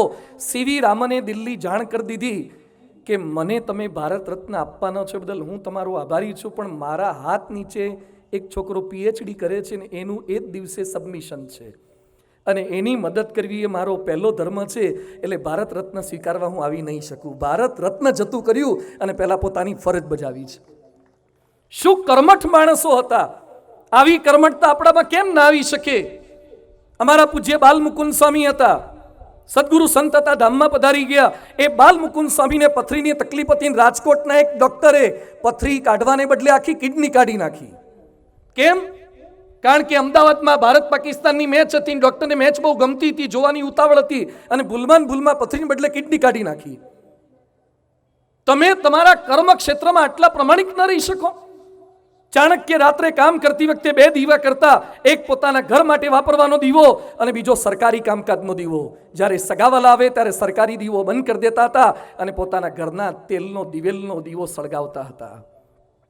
કર્મઠતા આને કહેવાય. સરદાર વલ્લભભાઈ પટેલ, બેંક બેલેન્સ 250, 300 કે 400 જે આંકડા આપણે બોલીએ છીએ, શું કર્મઠ પુરુષ કહેવાય! ચશ્મામાં એક બાજુ દાંડી ને બીજી બાજુ દોરી, એટલે એના સ્ટેચ્યુ 182 મીટરના પધરાવવામાં આવે છે. જેણે પૈસા ખાધા હોય ને એને તો જાતે સેલ્ફીઓ લેવી પડે, એના સ્ટેચ્યુ ના પધરાવાય. તમારી સેલ્ફી, તમારે સેલ્ફી શો, એ સેલ્ફીઓ લે, એના તો સ્ટેચ્યુ પધરાવવામાં આવે છે. કલામ સાહેબ, એના શપથવિધિમાં, રાષ્ટ્રપતિની શપથવિધિમાં પરિવારના તમામ સભ્યો આવ્યા હતા. કલામ સાહેબે એના પરિવારના સભ્યો રોકાયા ને, એનો આવવા જવાનો અને રાષ્ટ્રપતિ ભવનમાં રોકાવાનો રૂમ દીઠ ચાર્જ પણ સરકારમાં જમા કરી દીધો. અરે રાષ્ટ્રપતિએ શું જમા કરવાનું હોય? પણ કેટલો પ્રમાણિક માણસ કહેવાય! એટલે પરમ પૂજ્ય પ્રમુખ સ્વામી મહારાજ બોલતા, 2 ઈમાનદારીની બ્રેડ ખાવી એના કરતા ઈમાનદારીનો સૂકો રોટલો ખાવો સારો. અપ્રમાણિકતા ન રાખીએ, આર્થિક અપ્રમાણિકતા ન રાખીએ. નિયમ પાલનમાં છૂટ લેવું બધાને ગમે છે. આપણા બધાની, મારી તમારી એક વૃત્તિ કેવી છે, હું શું કરવા નિયમ પાળું? કલામ સાહેબ વોટિંગ કરવા માટે ગયા અને જોઈ લો, કલામ લાઈનમાં ઊભા છે.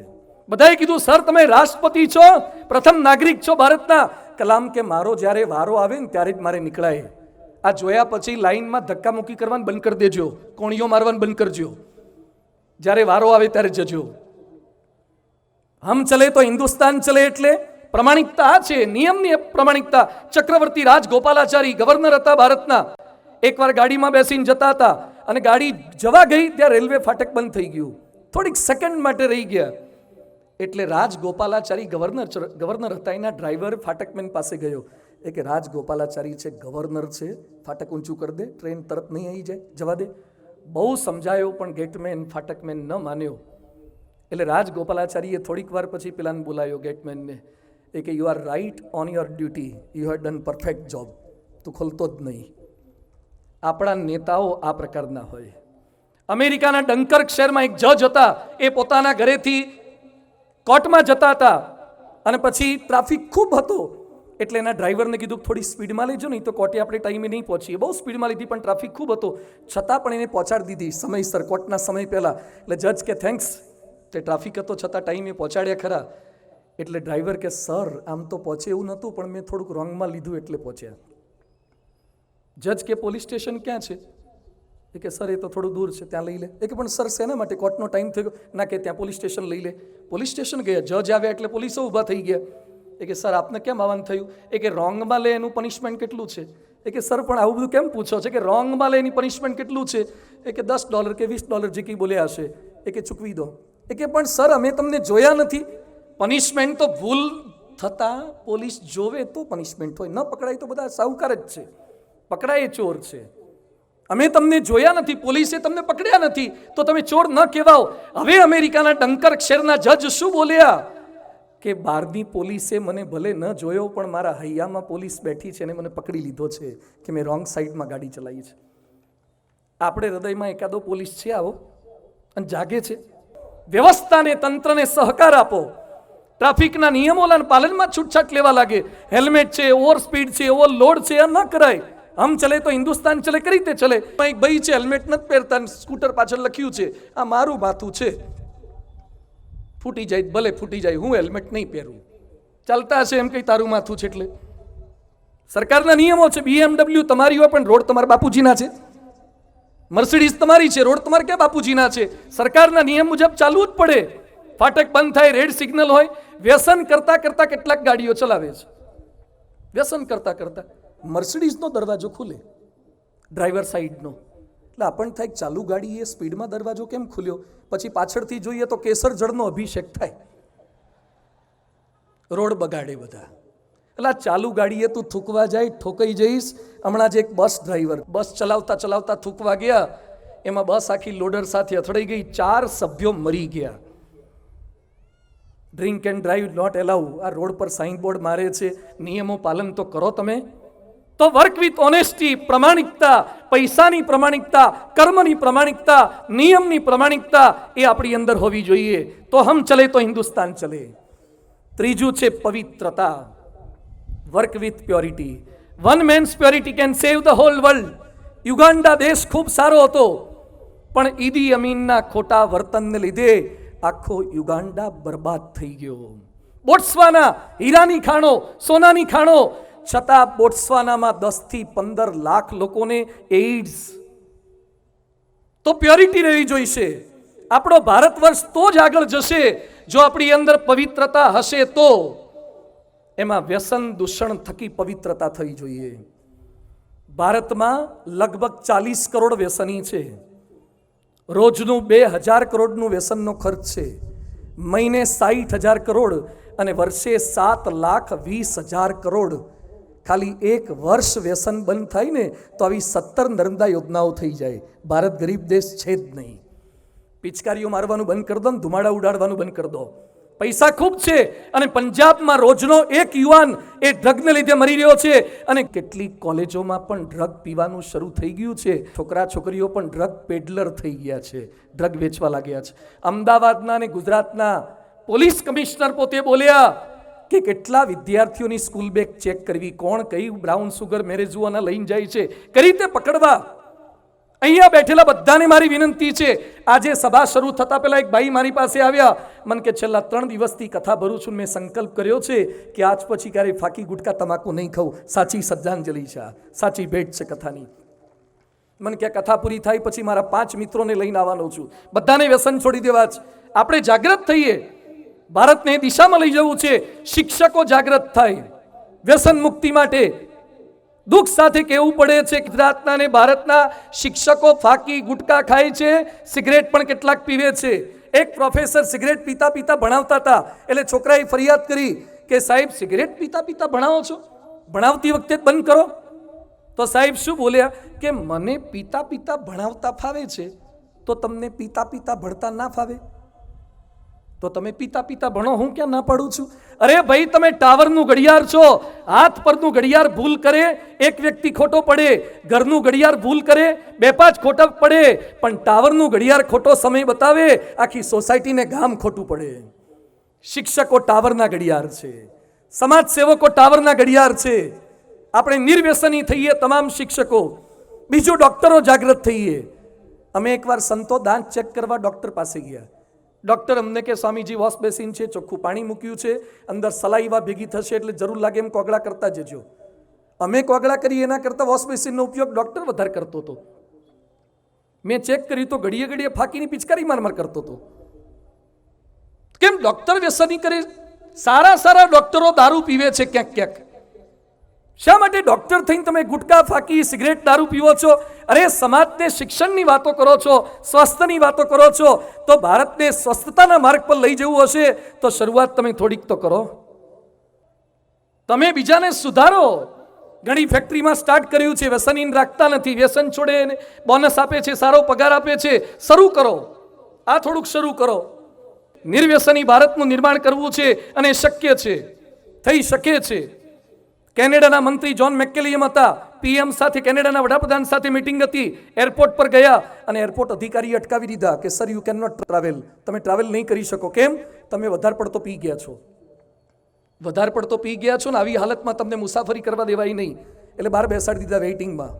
પ્લેન જતું રહ્યું, બીજું પ્લેન લઈને ગયા, મીટિંગ છૂટી, પીએમની માફી માગી અને ન્યૂઝપેપરમાં એણે કન્ફેસ કર્યું કે કેનેડાના વડાપ્રધાન સંરક્ષણ મંત્રી તરીકે મારી પીવાની આદત દેશ માટે જોખમરૂપ છે, આજથી હું ત્યાગ કરું છું, આજ પછી ક્યારે પીશ નહીં.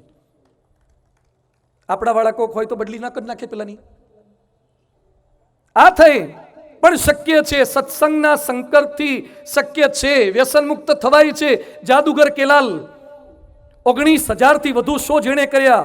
પૂનામાં એક ગુટકા કંપની જાદુગર કેલાલ પાસે આવી, 11 લાખની ઓફર કરી. કેલાલ કે શેના માટે? એ કે તમારે પડીકી પકડવાની, બોલવાનું, વાહ મજા આ ગયા. કેલાલ કે ના થાય. એ કે 25 લાખ આપીએ. ના થાય. 51 લાખ આપીએ. કેલાલ કે કરોડ આપો તો પણ ના થાય.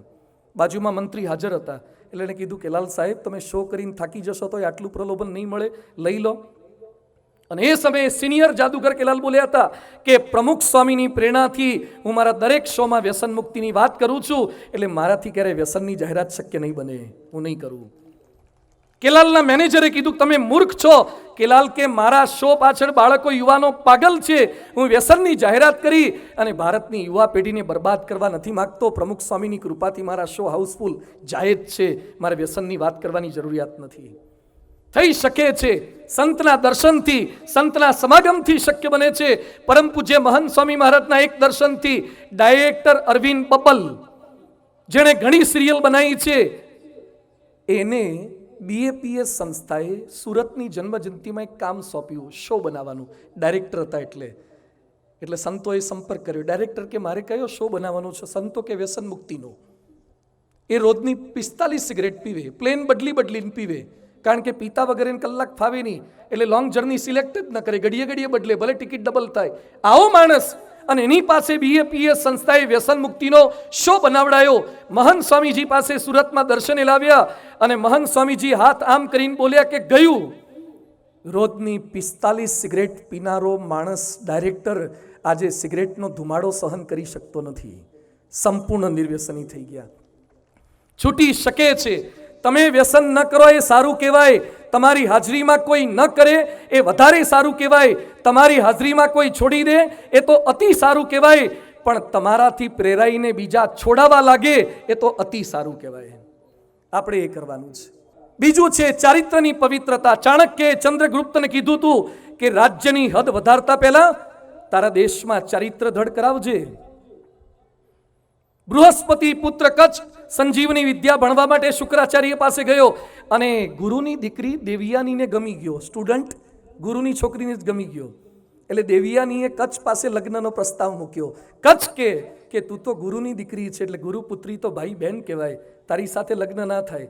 ગુરુની દીકરી કહે છે મારી તૈયારી છે, તને શું વાંધો છે?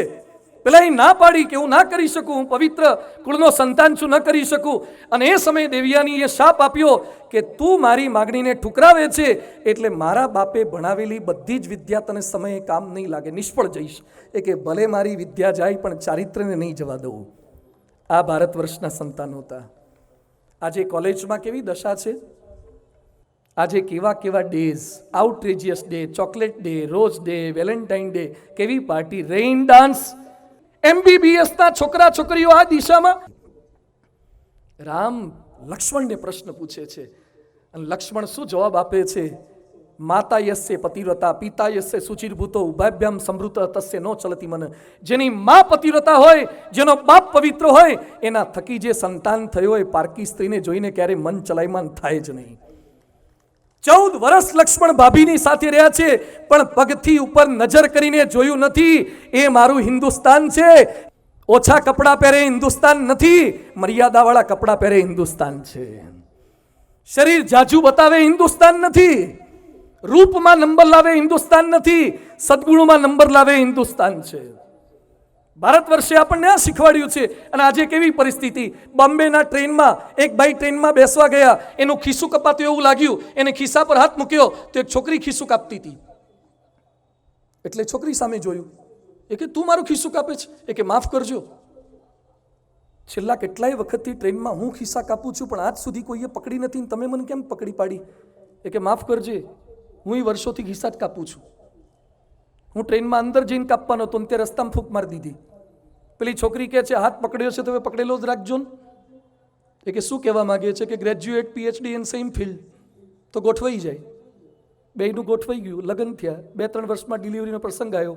નર્સ નર્સિંગ હોમમાં ડિલિવરી કરીને બહાર આવી તો નર્સની આંગળી પરથી વીંટી ગુમ થઈ ગઈ. માતા યસ્ય ખિસ્સા કાતરુ, પિતા યસ્ય ખિસ્સા કાતરુ, ઉભાભ્યામ ભવતી સંભવતી ખિસ્સા કાતરુ. જેની માં ખિસ્સા કાતરુ હોય, બાપ ખિસ્સા કાતરુ હોય, જનતા હોય નર્સની વીંટીઓ જ ચોરે ને. આપણી તાલીમ એ ડિરેક્શનમાં લઈ જવાય. છત્રપતિ શિવાજી, એ શિવાજી ચારિત્રવાન હતા, એની તાકાત હતી. એ શિવાજીનો દીકરો બ્રાહ્મણની પુત્રીને ઉઠાવી લાવ્યો, બ્રાહ્મણની સ્વરૂપવાન છોકરીને ઉઠાવી લાવ્યો. અને શિવાજીને ખબર પડી. શિવાજી કે દુષ્ટને હાજર કરો ન્યાયાસન પાસે, હાજર કરો, મારી સામે હાજર કરો દુષ્ટને. અને જે પારકી સ્ત્રી સાથે ખોટું વર્તન કરે ને શિવાજીના રાજ્યમાં શિરચ્છેદની આજ્ઞા હતી. એટલે શિવાજીના પોતાના સગા દીકરા સંભાજીનો શિરચ્છેદ કરવાની આજ્ઞા શિવાજી કરવાના હતા. એ સમયે હંબીરાવ સેનાપતિએ જવાબદારી લઈ લીધી કે મહારાજ ક્ષમા કરો, ક્ષમા કરો, ક્ષમા કરો, હું એને સજા કરીશ, આપ ભૂલી જાઓ, હું સજા કરીશ. એને પન્હારના કિલ્લામાં કેદ કર્યો. શિવાજીએ પોતાના સગા દીકરાને પન્હારના કિલ્લામાં કેદ કર્યો. શિવાજીની પાસેથી દંડ, તલવાર અને પટ્ટાનો અધિકાર માત્ર જીવ્યા ત્યાં સુધી લઈ લીધો. આને શિવાજી કહેવાય, આને બાપ કહેવાય. ચારિત્રની શિક્ષા આપણે આપણા પરિવારમાં આપી શકીએ છીએ. વિવેકાનંદ સ્વામી ખાલી પ્રવચનથી પ્રખ્યાત નહોતા. વિવેકાનંદ સ્વામી, એક વિદેશની સ્ત્રી આવી અને વિવેકાનંદ સ્વામીની હાઈટ એવી, સ્વરૂપ એવું, બુદ્ધિ એવું, જ્ઞાન એવું. એટલે સ્ત્રી, પેલી વિદેશી સ્ત્રી વિવેકાનંદ સ્વામીને કહે છે મારે તમારા જેવો તેજસ્વી પુત્ર જોઈએ છે. ઇનડાયરેક્ટલી એમ કહે છે કે તમારા થકી મને દીકરો થાય. વિવેકાનંદ સ્વામી પગમાં પડી ગયા અને કહે છે કે માં, મને જ તારો દીકરો માની લે ને, મને જ તારો દીકરો માની લે. એ વિવેકાનંદનો આદેશ છે. આપણા ત્યાં રજપૂતાણીઓ જૌહર કરી લેતી, મરી જતી, પણ પારકા પુરુષને ક્યારે સ્પર્શ ન થવા દેતી. સરદાર વલ્લભભાઈ પટેલ 33 વર્ષે વિધુર થયા અને બોરસદના રેસિડેન્ટ મેજિસ્ટ્રેટની ઈચ્છા એવી હતી કે મારી સાળીના લગ્ન સરદાર પટેલ સાથે થાય. એટલે સરદારને ઘડીએ ઘડીએ આગ્રહ કરે કે તમે 33 વર્ષ છે, હજી યુવાની બાકી છે, મણીબેન નાના છે, દીકરી નાની છે અને ઉંમર ઘણી વિતાવાની છે, ગૃહસ્થાશ્રમ કરી લો. બોરસદના રેસિડેન્ટ મેજિસ્ટ્રેટ આગ્રહ કરતા હતા. એટલે સરદાર એમ બોલ્યા કે હું જે બાઈને ઓળખતો નથી લગ્ન કેમ કરું. એટલે પેલા મેજિસ્ટ્રેટે પોતાની સાળીને નવા કપડાને સામાન સાથે સરદારના ત્યાં રહેવા માટે મોકલવાની શરૂઆત કરી. સરદારને ખબર પડી કે મને લલચાવવા માટે એક બાઈને મોકલવાના છે. એ જ દિવસથી સરદાર ઘર છોડી નીકળી ગયા અને બેરિસ્ટર વકીલાત કરવા માટે ત્યાં વિલાયતમાં જતા રહ્યા. 33 વર્ષે વિધુર થયા હતા. 75 વર્ષ સુધી જિંદગીમાં ચારિત્રનો એક ડાઘ લાગવા દીધો નથી. આ એની પવિત્રતાની તાકાત હતી. હમ ચલે તો હિન્દુસ્તાન, રજવાડા એક કર્યા. તમે ઘરમાં 2 ભાઈ તો એક કરો. 562 ને એક કર્યા. સરદારની તાકાત એની પવિત્રતાની હતી, ચારિત્રની તાકાત હતી. આજે અશ્લીલ વેબ સિરીઝો, સિરિયલો જોઈ અને નાની ઉંમરે ન કરવાના કામ થવા લાગ્યા છે હિન્દુસ્તાનની અંદર. શિક્ષણમાં ઉમેરો થોડાક ચારિત્રના પાઠ. ખાલી ફિઝિક્સ, કેમિસ્ટ્રી, બાયોલોજી કામ નહીં લાગે. થોડીક આ પવિત્રતાના પાઠ, પ્યોરિટીના પાઠ ઉમેરીએ. એટલે પરમ પૂજ્ય પ્રમુખ સ્વામી મહારાજ કહેતા ચારિત્રવાન બનો અને ચારિત્રવાન સમાજ તૈયાર કરો. એમાંથી એક શક્તિ બહાર આવશે. ચર્ચિલ પણ ગાંધીજીથી ગભરાતો, સરદારથી ગભરાતો. પ્રમુખ સ્વામીજી 6 ચોપડી ભણેલા હતા પણ એમની તાકાત હતી. મહંત સ્વામીજી બહુ જ ઓછું બોલે છે પણ એમની તાકાત, એમની પવિત્રતા છે, એમનું ચારિત્ર, એમની તાકાત છે. દેશ ચારિત્રથી આગળ વધે છે. હમ ચલે તો હિન્દુસ્તાન ચારિત્રથી. અને ચોથી વાત છે પ્રતિબદ્ધતા, વર્ક વિથ પોઝિટિવિટી. ચાઇનાના માણસો બધી સ્પર્ધામાં ઓલિમ્પિકમાં મેડલ લાવતા હતા પણ બાસ્કેટબોલમાં ના આવે, કારણ કે બાસ્કેટબોલમાં ચાઇનાવાળા ઠીંગુજી, હાઈટવાળા જોઈએ. એટલે ચાઇનાવાળાએ આખા દેશમાં ઊંચામાં ઊંચા છોકરા શોધ્યા, ઊંચામાં ઊંચી છોકરી શોધી. એને પેલું બાસ્કેટબોલ શીખવાડ્યું, લગ્ન કરાયા, એના છોકરાઓને શીખવાડ્યું અને બીજી પેઢીથી બાસ્કેટબોલમાં નંબર લાવતા થઈ ગયા. શું હારા સિંગુજીઓ કામ કરે છે. પોઝિટિવ તો રહો. અમેરિકાના પ્રધાનમંત્રી બોલ્યા man must land on moon, માણસ ચંદ્ર પર પગલું મૂકશે. થયું? ધારો તો ખરા. ઇન્કમ ટેક્સ આગળ ગાંધીજીનું પુતળું છે, કાગડા કૂતરાના મોતે મરીશ પણ સ્વરાજ્ય લીધા વિના પાછો નહીં ફરું. થયું? ધારો તો ખરા. થઈ શકે એમ છે. ગાંધીનગર અક્ષરધામ, દિલ્હી અક્ષરધામની જમીન મળતા 32 વર્ષ થયા અને પ્રમુખ સ્વામીજીએ સંકલ્પ કર્યો કે 5 વર્ષમાં અક્ષરધામ કરવું છે. સોમપુરા સિવિલ એન્જિનિયર ને સ્થપતિ એ બોલ્યા કે સ્વામીજી 50 વર્ષ થાય આટલું અક્ષરધામ કરતા. કારીગરો 2000 કારીગર છે. આમાં કડિયા ના ચાલે. શિલ્પી જોઈએ, સ્કલ્પ્ટર જોઈએ, કરનારા જોઈએ. સ્વામીજી કે જે 2000 કારીગરો છે તો રાજસ્થાનમાં તપાસ કરો. એ જ્ઞાતિના, એ સંપ્રદાયના, એ કુળના, જે લોકોના જીવમાં કળા હોય એને થોડી તાલીમ આપો. એ કે સ્વામી થાય? હા કે ટ્રેનિંગ સેન્ટર ખોલો.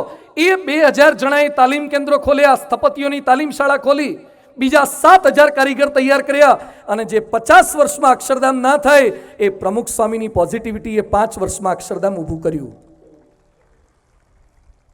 થઈ શકે છે. અબુધાબીમાં મંદિર થાય.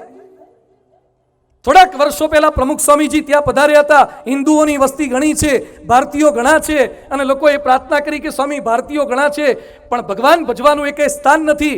સ્વામીજીએ રેતી પર પગ મૂક્યો અને બોલ્યા હતા ભગવાન અહીંયા તો જમીન અપાવશે ને મોટું હિન્દુ મંદિર બનશે. અને પ્રમુખ સ્વામીજીના સંકલ્પથી ત્યાંના શેખે 28 એકર જમીન BAPS સંસ્થાને મફત આપી અને ત્યાં હિન્દુ મંદિર બને છે. જે દેશમાં ભગવાનનું નામ ન લેવાય, જ્યાં માળા ન થઈ શકે, અરે જે ભગવા કપડાનો પ્રવેશ નહોતો એ સાઉદીમાં BAPSના સંતો જઈને ધર્મ પરિષદ કરી આવ્યા. શક્ય છે આ. પોઝિટિવ રહીએ, કોઈ પણ બાબતે પોઝિટિવ રહીને કામ કરીએ અને આજે સંકલ્પ કરીએ $1 બરાબર $100 થવા જોઈએ. શું? $1 બરાબર $100. વિશ્વની શ્રેષ્ઠ યુનિવર્સિટીમાં ભારતની યુનિવર્સિટીના નામ આવવા જોઈએ. ભારતની બનાવેલી ગાડીઓ વિદેશમાં ફરતી હોવી જોઈએ. ઓલિમ્પિકમાં મહત્તમ મેડલો ભારતને મળવા જોઈએ અને વિદેશીઓ વેપાર કરવા આવે ને ત્યારે ગુજરાતી શીખવા જોઈએ. આપણી જોડે ગુજરાતી બોલીને વેપાર કરવા જોઈએ. પરદેશીઓ રોટલા ઓળા ઊંધિયાને ચાપડી થવા જોઈએ. ભારતના વડાપ્રધાન આપણા મોબાઈલ વાપરે પણ વિશ્વના વડાપ્રધાન આપણા મોબાઈલ વાપરવા જોઈએ. અને મારી તો પ્રાર્થના ત્યાં સુધી છે કે નોબેલ પ્રાઇઝથી પણ મોટું પ્રાઇઝ ભારત સરકાર તૈયાર કરે અને વિશ્વ આખાને આપણે ઇનામ આપવા જોઈએ. શા માટે નોબેલ જ મોટું? આપણું પ્રાઇઝ હોવું જોઈએ. વિશ્વના સૌથી લેટેસ્ટ સક્ષમ પ્લેન, રોકેટ, મિસાઇલ એ ભારતના હોવા જોઈએ. આ હું બોલું છું ને તાર ઘણા વિચારતા છે સ્વામી ફાંકા બહુ મારે છે. ન થાય. ચાંદા મામા બોલતા હતા. ચાંદો મામો છે, બકરી છે, ઝૂંપડી છે, ડોશી છે, નોય મામો. નીલ આર્મસ્ટ્રોંગ જઈ આવ્યો. મામા લાગતા હતા ને. પણ ધારો તો ખરા. If you think you can. થઈ શકે છે. વિચારધારા બદલીએ તો થઈ શકે. તો બધા જ પોઝિટિવ રહીએ, પ્રયત્ન કરીએ. આજે નહીં થાય કાલે થશે, કાલે નહીં થાય થોડાક વર્ષ પછી થશે, આપણી હાજરીમાં નહીં થાય પછી થશે, પણ થશે ખરું. 5મો મુદ્દો છે અસ્મિતા. Work with spirit. Yogiji Maharaj એક બોધ કથા કહેતા. એક સિંહણનું બચ્ચું ત્યાં રહી ગયું અને સિંહણ પછી ગુજરી ગઈ અને નાનકડું બચ્ચું હતું. પેલો ભરવાડ ઘેટા બકરા ચરાવવા જતો એની ભેગું ભળી ગયું અને પછી એને ભેગું લઈ ગયો. નાનું હતું, કબ્જ હતું, નખ ને બધા દાંતમાં તેટલા ફૂટેલા નહોતા એટલે ભેગું ફેરવે, રમાડે જમાડે, આનંદ કિલ્લોલ કરાવે. તો પેલું તો ઘેટા જેવું જ થઈ ગયું અને એને નામ પાડી દીધું લીંડીઓ. કારણ કે એને નાની નાની લીંડીઓ રોજ જોવાની હોય બકરાની ઘેટાની, એટલે એનું નામ પાડ્યું લીંડીઓ. લીંડીઓ બોલે પેલું સિંહનું બચ્ચું પણ પાછું આમ કરતું આવી જાય, ઘાસ ખાવા લાગ્યું. પૂછે કોણ? લીંડીઓ. ધીમે ધીમે મોટું થવા લાગ્યું અને પછી એકવાર ભરવાડ એના પેલા ઘેટા બકરા લઈને જતો હતો અને ત્યાં સિંહ અચાનક આવ્યો. બધા દોડ્યા, ભરવાડે દોડ્યો અને પેલું સિંહનું બચ્ચું દોડ્યું. સિંહ બધાની પાછળ પડ્યો. બધાને જવા દીધા કે બધા જાય તો વાંધો નથી પણ આ તો હારો આપણો પ્રોડક્ટ છે, આ પીસ આપણું, આમાં કેમનું ભળી ગયું? એટલે એને ઝાલ્યો, પકડ્યો, બે કરવા લાગ્યો. કોણ છે તું? લીંડીઓ. અરે નોય લીંડીઓ, તું સિંહનું સંતાન છે. ના કે લીંડીઓ જ છું, જો ને મારે લિવિંગ સર્ટિફિકેટમાં છે, મારા આઈ કાર્ડમાં લખ્યું છે લીંડીઓ. અરે નોય લીંડીઓ, તું સિંહનું સંતાન છે. માને જ નહીં. ત્રાડ પાડ કે ત્રાડ પાડ. એ કે બે કરું, બે કરું, બે નહીં ત્રાડ પાડ. લઈ ગયો પાણી પાસે, સરોવર પાસે, મોઢું બતાવ્યું કે તારું મોઢું ઘેટા જેવું છે કે મારા જેવું છે? એ કે આમ ફેસ તો તમારે જેવો લાગે છે, તું સિંહનો સંતાન છે, ત્રાડ પાડ. ના પાડતો તો એક અડબોતની ઠોકીને જાડા પેશાબ બે ભેગું થઈ ગયું, ત્રાડ પાડ. અને પછી સિંહે ગર્જના કરી, એવી ગર્જના કરી, અને પછી સિંહ બોલ્યો તું લીંડિયો નહીં, તું સિંહનું સંતાન છે, તું ત્રાડ પાડે ત્યાં 1000 ઘેટા બકરા ભાગી જાય, તું સિંહનું સંતાન છે. વયમ સર્વે અમૃતસ્ય પુત્રા. એમ આપણે વર્ષો સુધી, 200 વર્ષ સુધી અંગ્રેજોએ આપણને ગુલામ રાખ્યા, 900 વર્ષ સુધી મોગલોએ ગુલામ રાખ્યા. એટલે બધા જ હિન્દુઓને ભારતીયો લીંડિયા થઈ ગયા છે. હું લીંડિયો, મારાથી ન થાય, ભારત સુધરે જ નહીં, ભારત આગળ વધે જ નહીં. અરે નોય લીંડિયા, આપણે સિંહના સંતાન છીએ. વયમ સર્વે અમૃતસ્ય પુત્રાહ, સિંહના સંતાન છીએ. આપણે તો ત્રાડ પાડવાની હોય, આ કરી જ શકીએ. એટલે નબળી માનસિકતા કાઢી નાખીએ, અસ્મિતા રાખી. સુભાષચંદ્ર બોઝ કલકત્તામાં ICS ની પરીક્ષા આપતા હતા. ભાષાંતર કરવાનું હતું. Indian soldiers are generally dishonest. ભારતીય સૈનિકો મોટે ભાગે અપ્રમાણિક હોય છે. ઇંગ્લિશ સેન્ટેન્સ હતું, બંગાળીમાં ભાષાંતર કરવાનું હતું. એટલે સુભાષચંદ્ર બોલ્યા કે આ વાક્ય ખોટું છે, આ સુધારી આપો. એક્ઝામિનરને જે ક્લાસમાં હાજર હોય એટેન્ડન્ટ કે આ ના સુધરે. કેમ ના સુધરે? કે સુધારી નાખો. એ કે બ્રિટનથી ICS નું પેપર આવે છે, done is done, it can be undone if you go to London. કોઈ સુધારો નહીં થાય.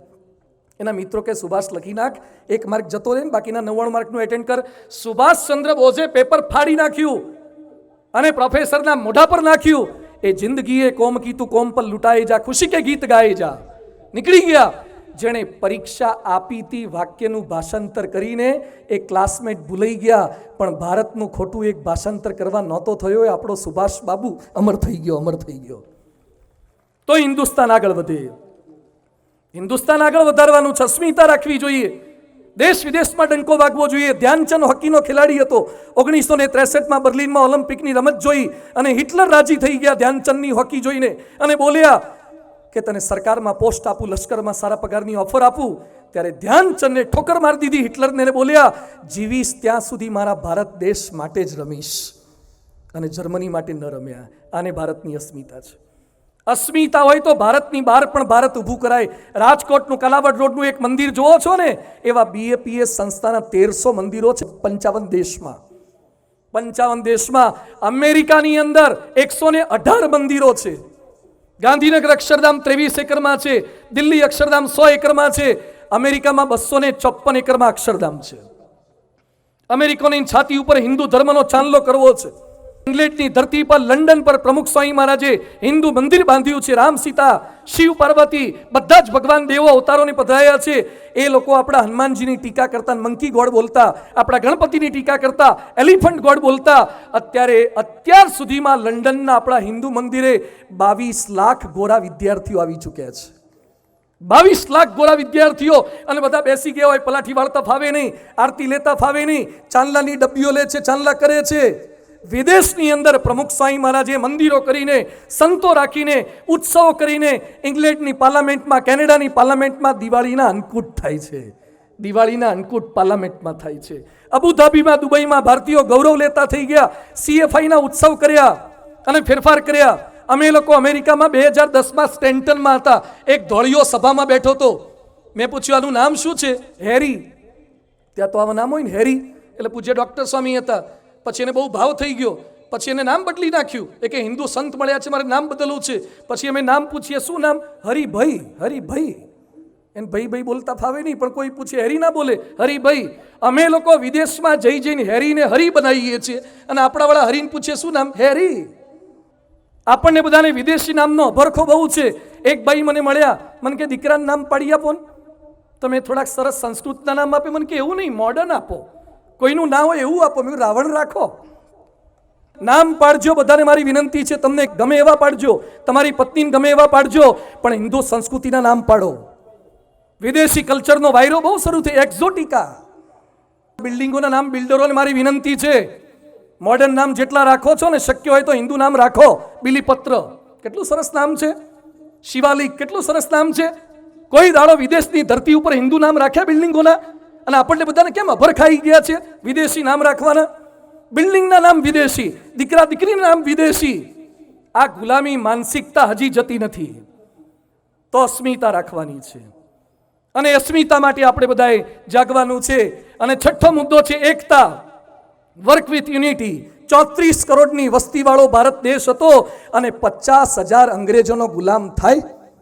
34 કરોડ આપણે હતા, એ લોકો ખાલી 50,000 આવ્યા. પ્લાસીના યુદ્ધની આ વાત છે.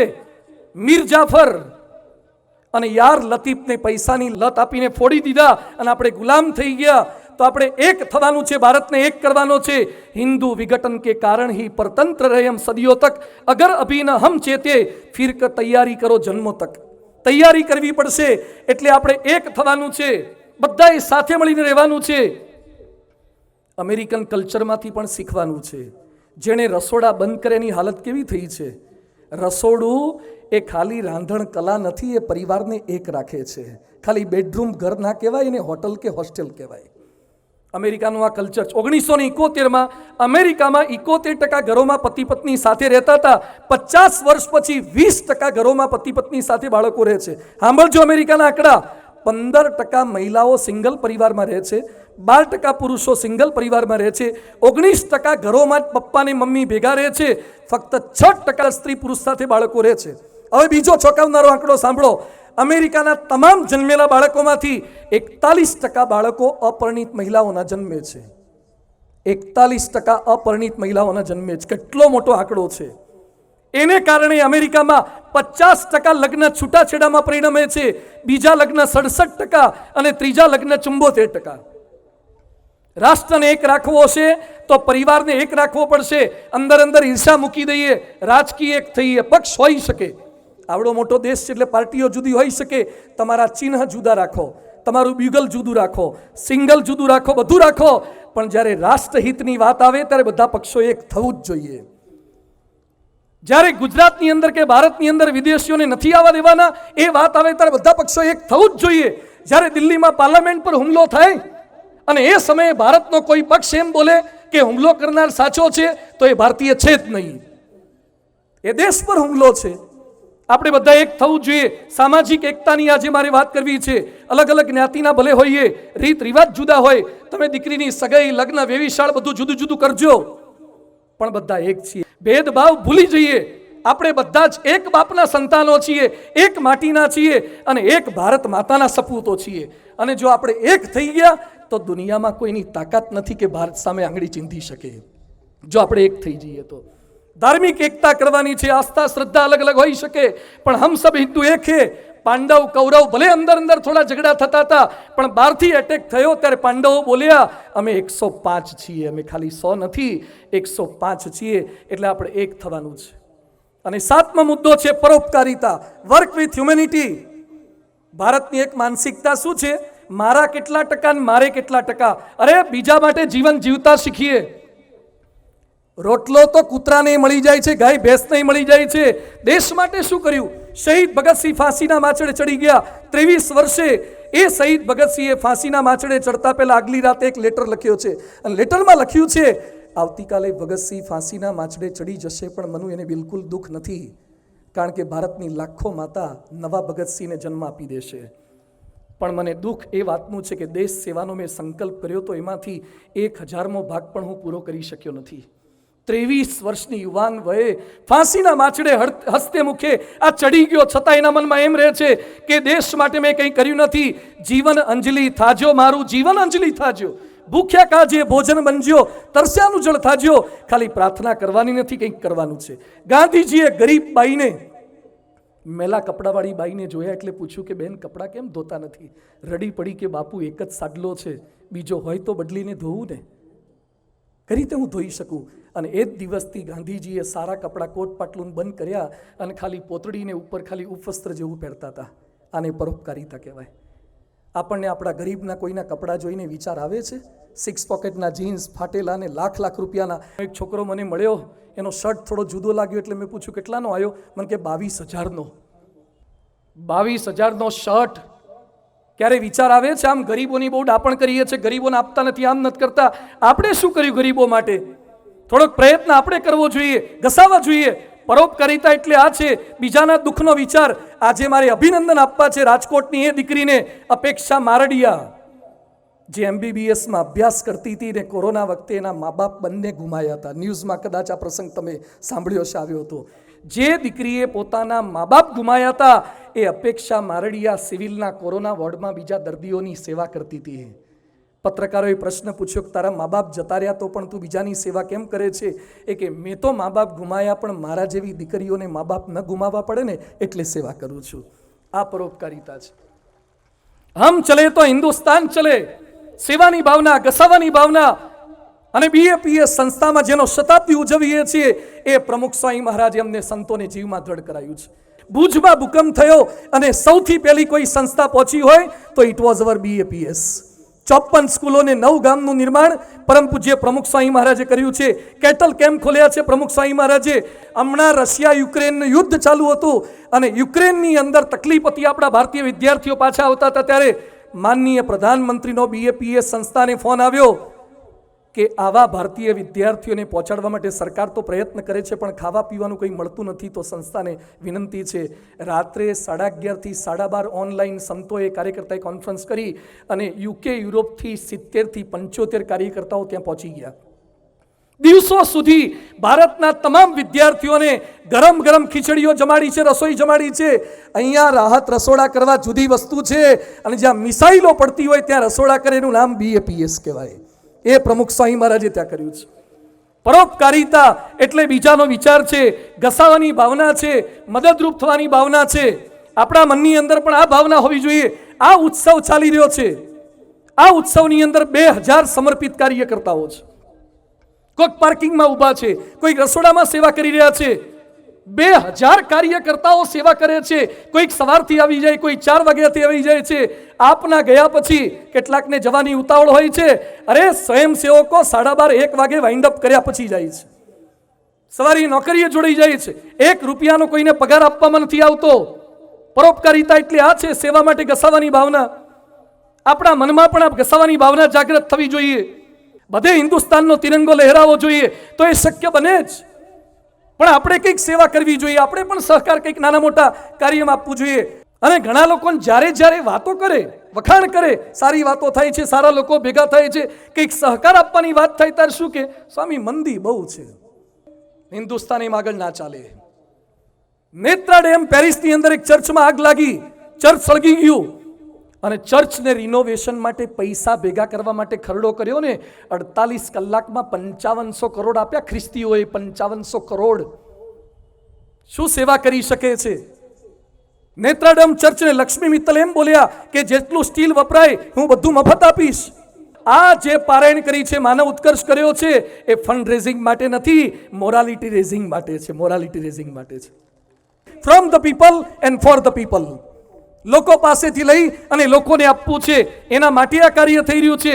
એટલે બધાને મારી વિનંતી છે કે આપણે તન મન ધનથી સાથ સહકાર આ કાર્યોની અંદર જોડાવવું જોઈએ, કરવું જોઈએ.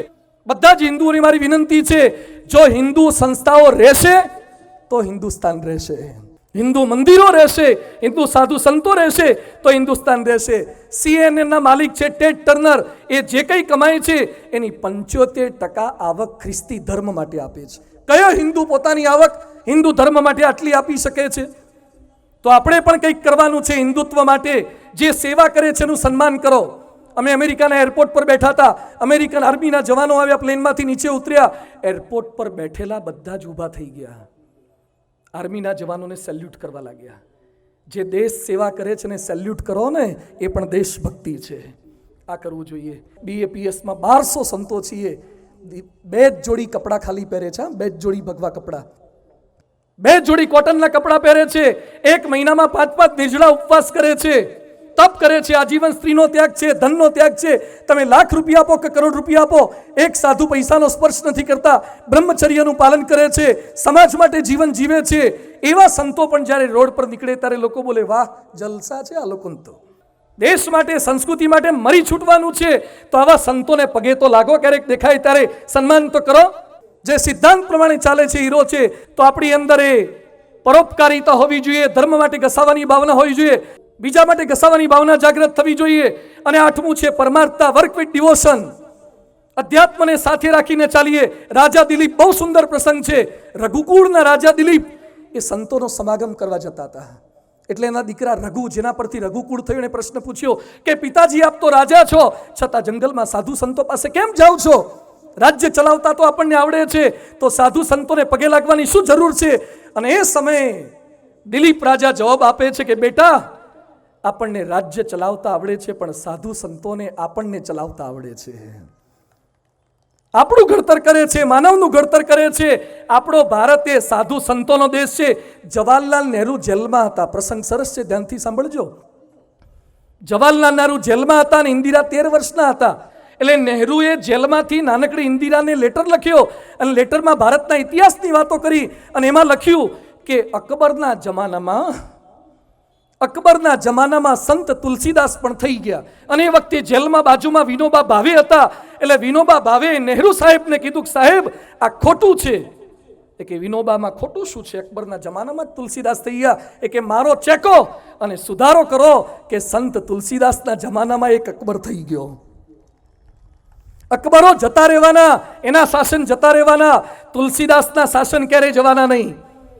પરમાર્થ આ છે, હિન્દુસ્તાનને આગળ લઈ જવો છે, અધ્યાત્મને બાજુ પર કાઢો નહીં. સ્કૂલમાંથી પાઠ કાઢી નાખ્યા, દેવી દેવતા કાઢી નાખ્યા, પ્રાર્થનાઓ કાઢી નાખી સ્કૂલોમાંથી. પ્રાર્થના રાખવી નથી. કેમ અસ્મિતા સાથે કરી શકતા નથી? આપણે એ સંકલ્પ કરવાનો છે. પરમાર્થ એટલે આ છે. મહેનત કર્યા પછી પણ નિષ્ફળતા મળવાની. આઈઆઈટી થયેલો ભારતનો યુવાન MBA થયો અને હી હેઝ કમિટેડ સુસાઇડ. ક્યારેક પ્રયત્ન કર્યા પછી બુદ્ધિ, શક્તિ, આવડત હોય તો એ સફળતા નહીં મળે. તમે ગમે તેટલો વિમર્શ કરો તો એ કેટલાક બહુ વિચિત્ર પાકે જ છે. કુકરમાં મગ મૂકીને 2-3 સીટી મારો ને તો મોટા ભાગના મગ બફાઈ જાય, પણ અમુક ઘોંઘડા હોય છે એ બફાતા જ નથી. સીટીઓ મારી મારીને થાકી જાઉં તો એ બફાય નહીં, અને અમુક ઘોંઘડા સીટીમાં હલવાઈ જાય, બાકીના કોરા રાખે. એટલે તકલીફો થવાની, પરિવારમાં કેટલાકના સ્વભાવ વિચિત્ર રહેવાના. એ સમય પણ સમજણની જરૂરિયાત પડશે. એકનો એક દીકરો જુદો રહેવા જશે, સામો પડશે.